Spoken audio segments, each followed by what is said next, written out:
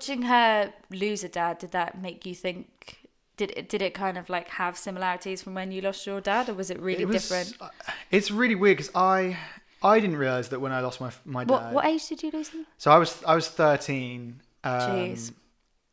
I remember so my mum and dad had divorced, and my dad had moved to somewhere in Dorset, I think. It might be Bognor Regis.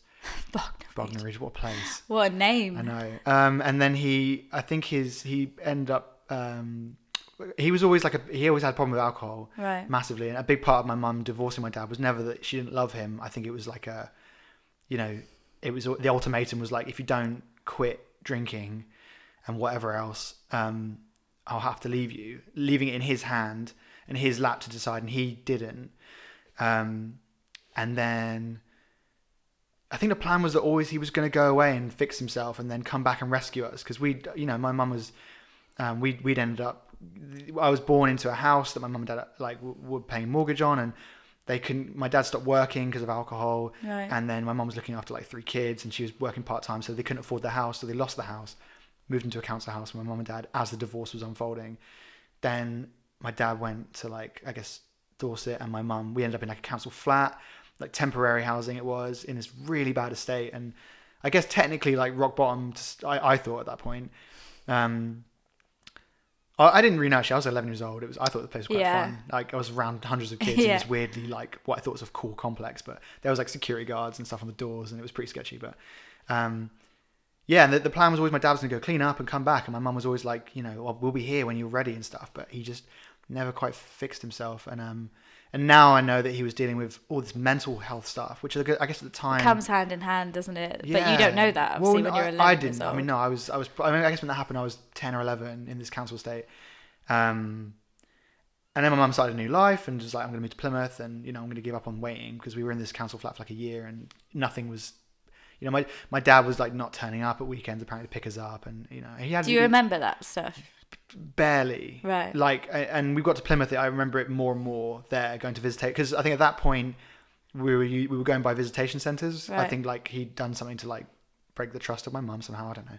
And so we'd have to go to a visitation centre, and my dad would come, and it'd be a monitored meeting, and we'd go, and my dad wouldn't turn up. Wow. My mum was very clever, because she would then take us out for a Pizza Hut afterwards, even if she couldn't really afford it, to sort of steer our disappointment. Yeah. We're at this cool place and now. You'll always associate those things. Oh, we had that after. Yeah, you don't really think about the dad didn't show up, or my mum would be I think it's in traffic, or always different things. And it's sad, because I guess my last moments of my memories of my dad were probably negative, because he wasn't really around or whatever, when actually he was obviously battling a pretty sad, the alcohol thing wasn't because he was some horrible abusive alcoholic, it was because he was mentally ill and depressed and didn't know how to get around that, and was living in a time where men didn't open up, and there wasn't really a fix for it. And what would you, if you could say anything to him, what would you say? I thought about this. You've recently found out that it was suicide. Yes, right? So we when I was 13, I guess to help make it easy to digest, my parents told me he'd had a heart attack. Or my mum told me he had a heart attack.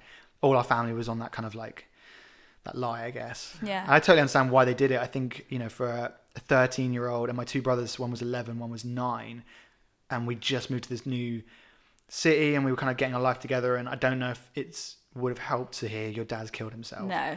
That would only fuck you up. Sure. Yeah. And there was always a mystery surrounding it. It always felt a bit throwaway. It was always, he had a heart attack, and that was that. Right. And maybe it wasn't uncommon because we knew he was a drinker, so that was but still, he was young.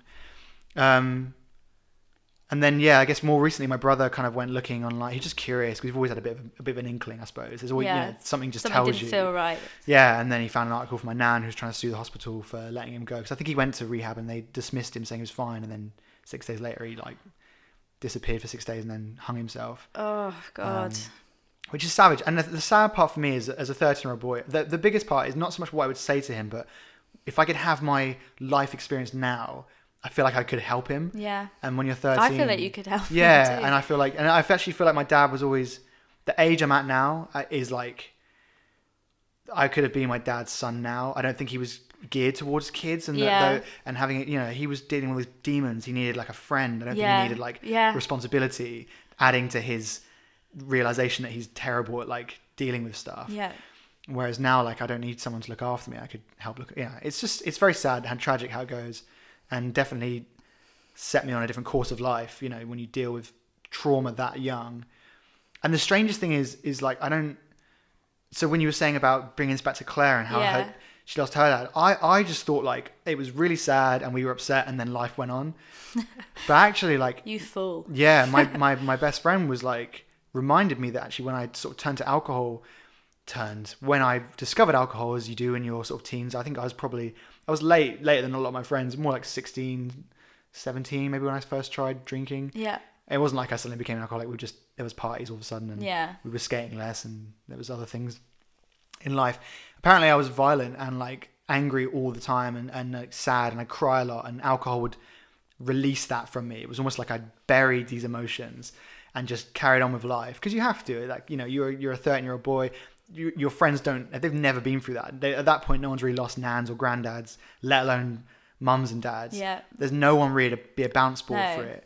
And if there's one thing that I have learned, even in my tiny short time of losing someone, is that, and this is no disrespect to anyone who's not lost someone close to them, but it really takes being in it and going through it to understand grief, because I'm not ashamed to say, because I can admit and say sorry, but my sister-in-law sadly lost her best friend to cancer, and I remember just not seeing it the way that I should and the way I see it now. It was my birthday a couple of weeks after she died, and I remember being a bit of a dick and being like, why don't you want to come out for my birthday? Stuff like that. And I'm like, obviously she didn't want to see anyone. She wanted to kind of be alone and just cry, which is what you want to do. But bloody hell, when I lost mum, I was like, everything makes sense now. It's the most kind of isolating, weird, unique experience. So there's nothing else like it. No. And I don't think I'd hit just peak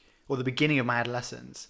So I didn't really, I mean, at that point, I can't remember what it was. Is it like testosterone in boys is like peaking really hard or something? Like all these like hormones are going crazy. So I didn't really like know how to deal with anything at all, let alone like loss and grief. Yeah. And that's fine. Life just carried on, and I just did. And it was, I was doing okay in school still, and I guess my dad hadn't been present for so much of that year or 2 years prior to that, like, I'd become, my mum was my figure, so that she was still around, and then my dad wasn't in the city I was living in, so there was nothing reminding me of him. Yeah. It was just a kind of sad anecdote. But yeah, it hit like 16, 17, and 3 years later, I guess, 3 to 4 years later, it just all came out apparently. And Ant said, like, Ant's my best friend. And at the time, it was just like, if I went near alcohol, went to any party, it would end up with me in tears or fighting or something. God, I can't imagine. I'm a scrawny little kid, so I don't really know how that would ever turn out. And I think that went right on into like me being like maybe up to 20 years old, until I sort of like maybe was coming out of adolescence and maybe just got a hold of my emotions and my hormones a bit more, understood myself a bit more maybe. But yeah, it was very interesting to hear that I had that experience, and I blocked all that out. I had no memory of all these things I was doing. I just assumed that I just glossed over it.